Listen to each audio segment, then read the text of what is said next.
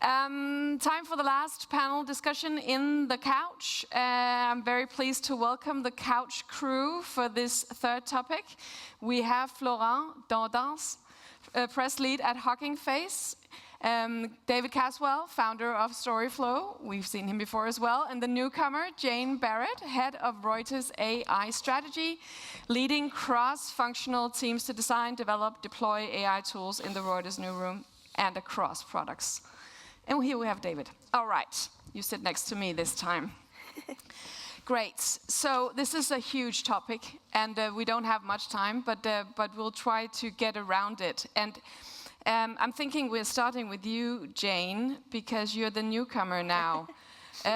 You said, when I spoke to you about this topic earlier, you said one of the biggest challenges is just getting your house in order to prepare for this, in cleaning data, consent, GDPR. So how do you start with something that you're basically not ready for without the perfect conditions? Well, it's interesting, isn't it? I think if you're trying to think about that future that Sophie was just sharing with us, and we've been talking quite a lot about over the course of today, we're kind of trying to put the user back in the center of the news experience. Kind of what do users need, when do they need it, how do they need it? And as we've been discussing today, the way that we've been providing things has been very much the same way.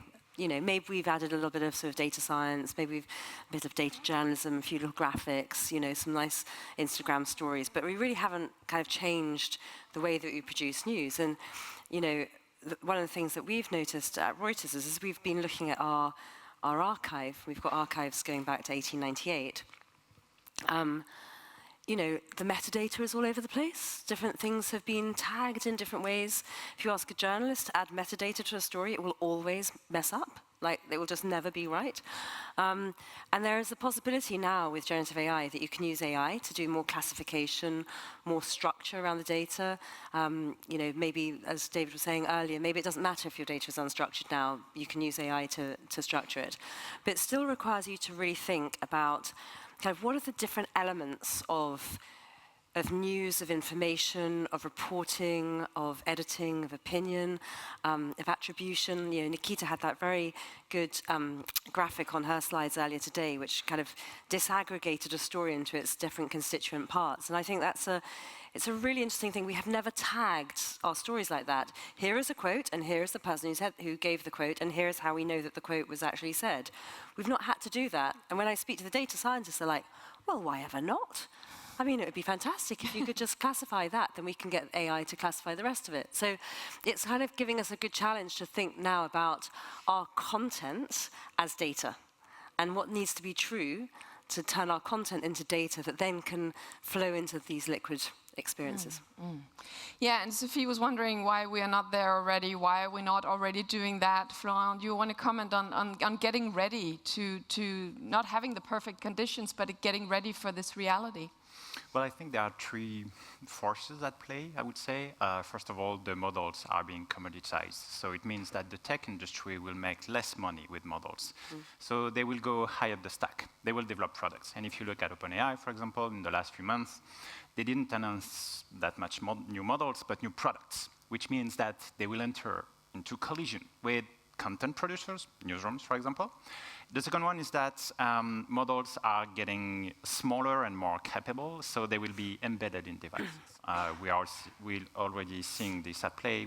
You can have models that can basically let you the ability to control to version yourself, your content the way you want, which is really important and interesting. And devices will fundamentally evolve. I mean, the human pin, for example, if you remember it, it was a flop, but the experimentation is interesting. Like the cell phones, the earbuds, the glasses, it will evolve. And the third aspect, I would say, that is quite important also, is we are maybe slowly moving towards a more oral culture than a written one, and it will have an impact in the way we consume content, kind of. So I think if we look at this from a news industry perspective, the most fundamental answer to have to this shift is to build stellar products and experiences. Otherwise, what the tech industry is doing right now is they're building OS, basically, for AI. Perplexity, OpenAI, and so on. We can engage with them. I mean, like, if the chatbots are the point of entry of the internet, we can be sure that our content is discoverable in these tools, but also how do we keep a first-party relationship with them? And I think it's good to focus on productivity tools, versioning tools, but what we need right now is more breakthroughs and product really, really focused on audiences. And there's an opportunity cost. If we focus too much on productivity, if we focus too much on tools that could be obsolete in 1 year, like the bridge, we're going to miss out something quite important. Okay. And David, I would like to go to kind of an overview discussion with you, because you made a helpful distinction when we talked that it's not just the type of story that is changing with the personalization, it's the way it's delivered that's changing. Like Sophie talked about the fluent content.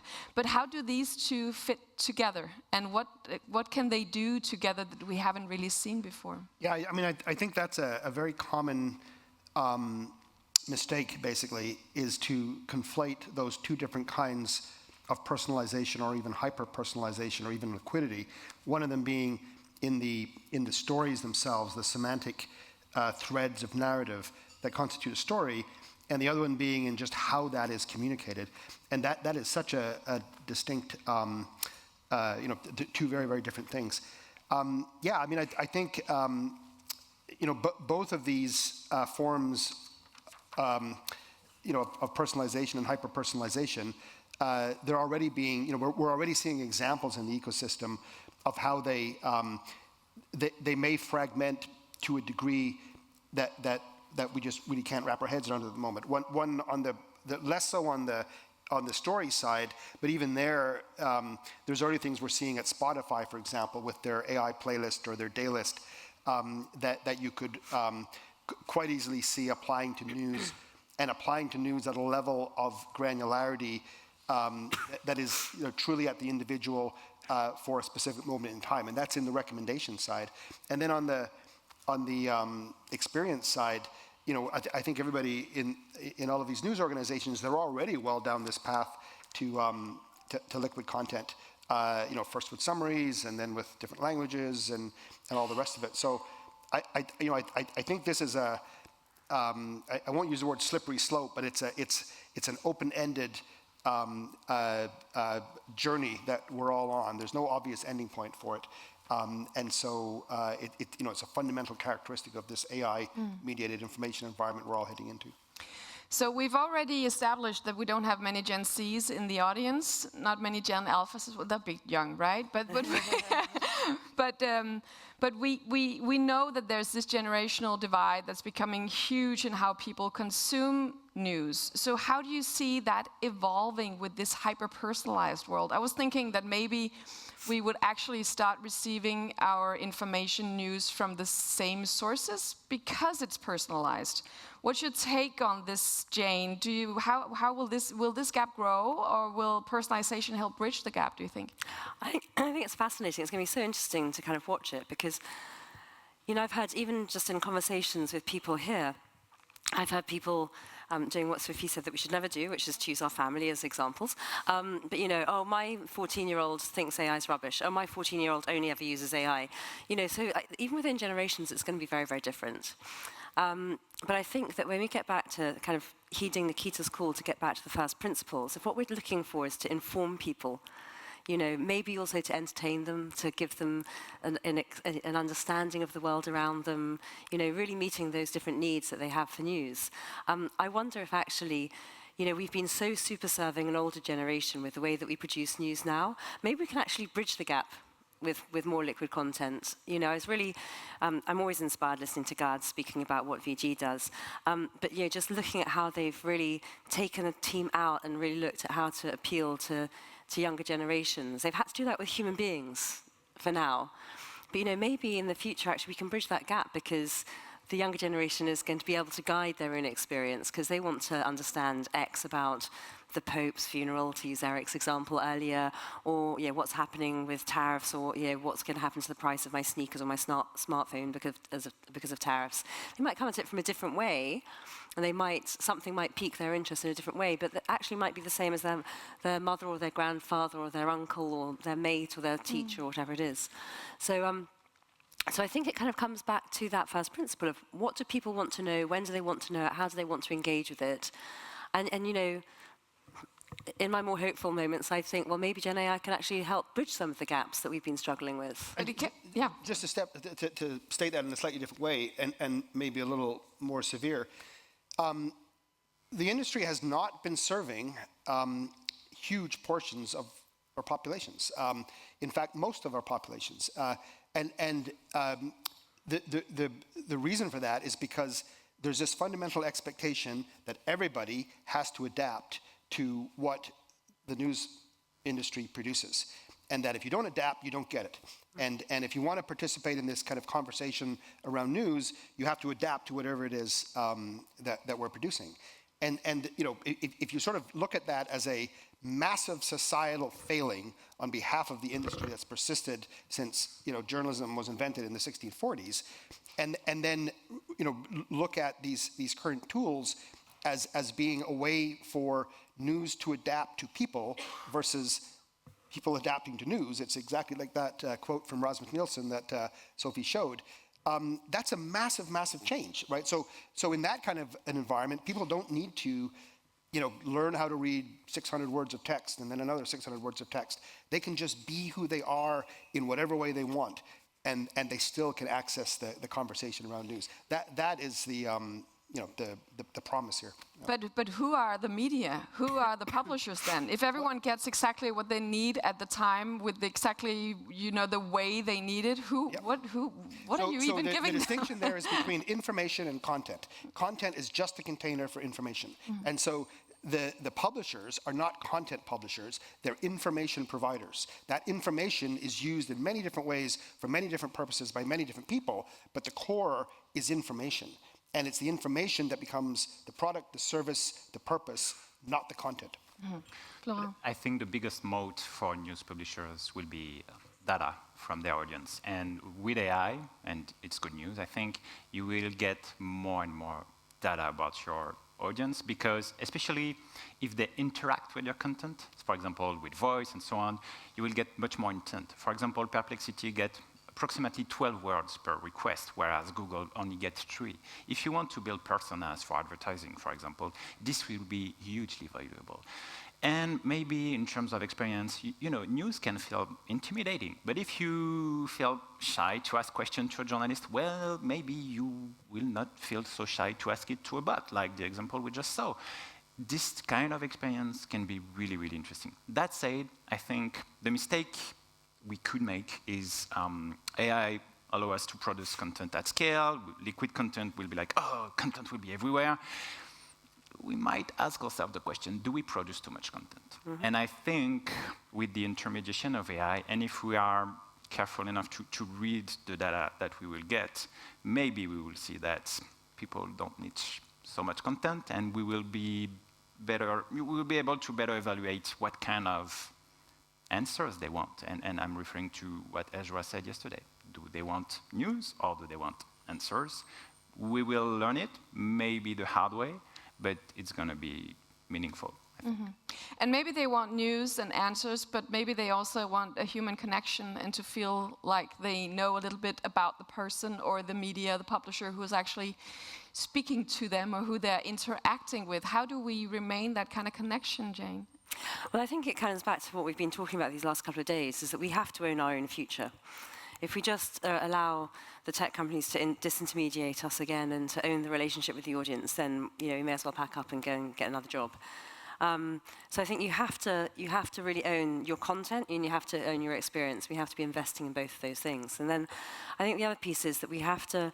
I'm really encouraged by what Florent's just saying about in terms of capturing all that user data and then using it. And I think Fabienne was also saying it this morning about how with their election bot, they were helping to bring in what the questions were into how they were going to then cover and what they were going to report on. So I think that, when David's talking a little bit about kind of, content being the container for information, I agree. I think the one bit that leaves out, though, is that sort of the more kind of personality-driven news. And we're seeing that with the rise of the content creators, right? Where there's an authenticity, there's a relationship that people have, whether it's with, a Gen Z news influencer, like Hugo de Crypte in France, or whether it's with a Joe Rogan. There's that kind of personal interest. And I find that, for me, if I've not had time to read the newspaper, I'll often, in the evening, just catch up with the opinion pages. Because I kind of figure that the news will have found me anyway, but I kind of want to have my thoughts and my opinions challenged. And I'd say that will be what I choose to read. Now, that's just me. Maybe that will change in the future. But I think, we don't want to throw the baby out with bathwater here. We want to kind of, I think, as we keep on saying, like, free the journalists up to go out and do more reporting, as we've been talking about, but also free up some of our editorial judgment time then to think about kind of who are the opinion writers that we're bringing in, what are the opinions that we're exploring and that we're giving space to, how do we expand that kind of much healthier public square and public debate, maybe than that was what Facebook tried to do but failed. Yeah, and it's an interesting concept. The news would have reached me somehow. To think that's maybe the role of the publishers now, is to reach the audience somehow on whatever media. Well, the risk there is that publishers get pinched between two opposing forces. So on one side, you have individuals, the long-form podcasters, the creators, the TikTok people, the YouTube people, who are using their personal individual authenticity as an individual, medium writers, all of these things. That authenticity comes from the creator side. And then on the other side, you've got the commodity news, just the raw information, this happened in the financial markets, the Pope did this, whatever it is, that the machines can do. The machines can kind of use that information and create commodity content. And the risk here is that publishers are caught between these two opposing forces, the machines on one side, the authentic individuals on the other side. But if I may add, the war on attention is crucial. And I mean, yes, news organizations are competitors, but the biggest competition will come from the tech industry. And they are so good at capturing attention. This is why you need to build product. And title of my workshops yesterday was Build, Baby, Build, and I mean, it's fundamental. And I'm just thinking, is everything optimized for engagement and it's personalized? What becomes kind of the core role of the publisher? You were talking a little bit about it. Is it guiding all your algorithms based on your editorial values then? How to make those values visible in code somehow? David? Well, I think a lot of the very fundamentals, Nikita talked this morning about first principles, the very fundamental first principles of journalism remain valuable in this environment. I mean, having specific fact claims to reference against, having the ability to having those verified, and having the ability to correct them if they're wrong, having the ability for them to persist in an archive, having the ability to attach reputation to them over time. All of these things are not what happens in Perplexity, for example, but they can continue into an environment where you're building products that are centered on information, that is adapting that information to different people in different situations, but with those same journalistic values. So I think, like boiling down these fundamental first principles of what journalism does for this new environment, and then expressing those in many, many different ways. I mean, news organizations will still do authentic individual-based opinion stuff. They'll still do, deep, complex investigations, but it'll just be kind of expressed through the medium of these AI, these formats, these liquid content opportunities. And I'll put my former newsroom manager hat, and what you wrote about Perugia was fundamental, like the rearguard and the avant-garde. As a newsroom manager, I think it's crucial to engage your newsroom, to understand the technology and build with it, because basically what AI does, it makes it easier to talk to the machine. You can steer the machine the way you want with your own words. But if it's only the avant-garde who is building the AI, it's going to be problematic for what you asked. Yeah, there's a, one thing that I really think is just fundamental here is, we talk about, well, are you optimistic or pessimistic? I think that it's only optimistic people that have agency, and that if you give up, well, bye. It's this sort of willingness to say, right, things are happening. I'm going to do what I can with what I have, and I'm going to look for some kind of a vision or an objective or an ideal. I'm going to try to build towards that in an engaged, active way. I think that is there's no alternative basically to doing that. Once again, time is running, and I promise to open for questions. So anyone in the audience who have some questions for this? Yes, we have a question over here.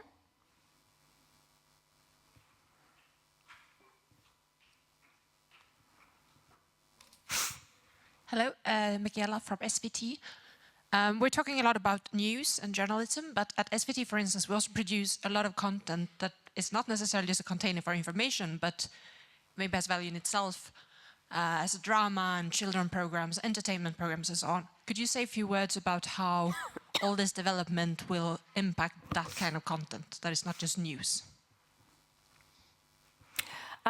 I think it's going to impact everything, and I think that the really interesting thing around what you're saying about children's programs or drama is that the container in which they sit is actually almost more important than it is in news. If you're watching a drama and you only get every other scene, then you'd actually get lost in the world. But what I think is really exciting is that it becomes much more interactive.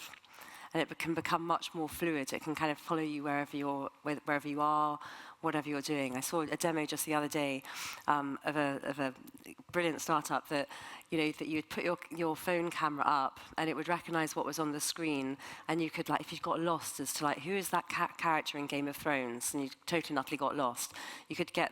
You could be on your phone, getting who the character is, or actually, can I just watch that character's progression over the last however many seasons and everything? So it becomes a much more user-driven experience, so that you can have either that sort of lean-forward experience, or you can have the lean-back experience. So I think that that's the similarity between news and other content. But I do tend to think that when you're watching a drama, or if a kid's sitting down and is watching, a child's program, there's kind of more.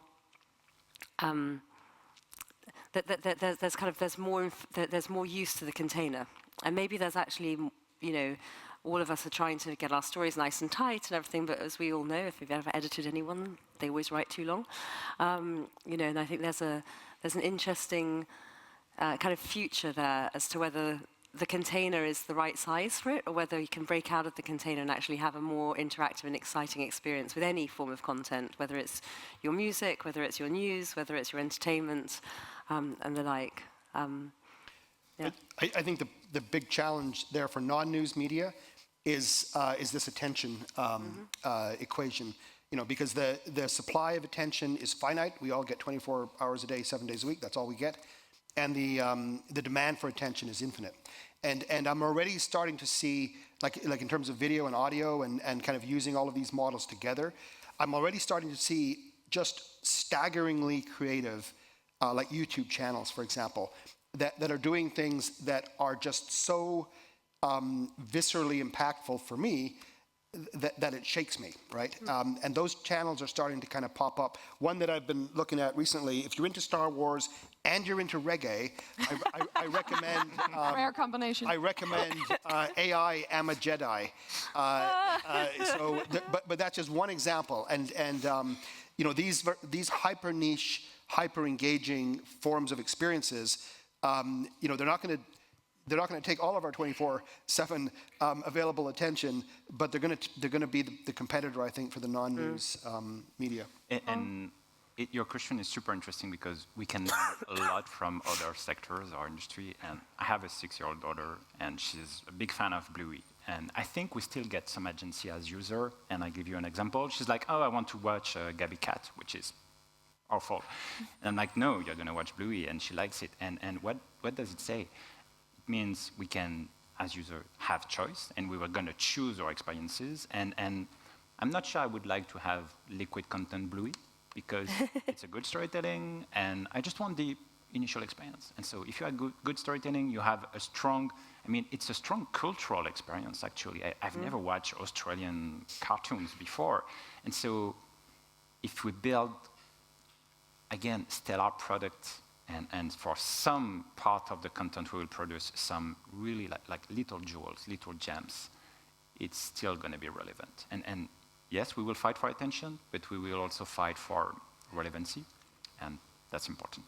And so maybe Bluey is now going to be the future Tola or whatever she was. So your child's going to start talking to Bluey about her experiences at school and... but this is fascinating because recently the Harvard Business Review published a study about the 10 use cases of chatbots. Yeah. And guess what? News is not part of them. Yeah. It's companionship, therapy, kind of example that AI is not good at, but people like it for that. And I'm like, whoa, okay, this says something. Yeah. Thank you so much to the three of you. I'm a huge fan of Bluey as well. Looking forward to the liquid content Bluey for my daughter as well. But thank you for a great conversation. Thank you. Let's give them a hand. Thank you. Thank you.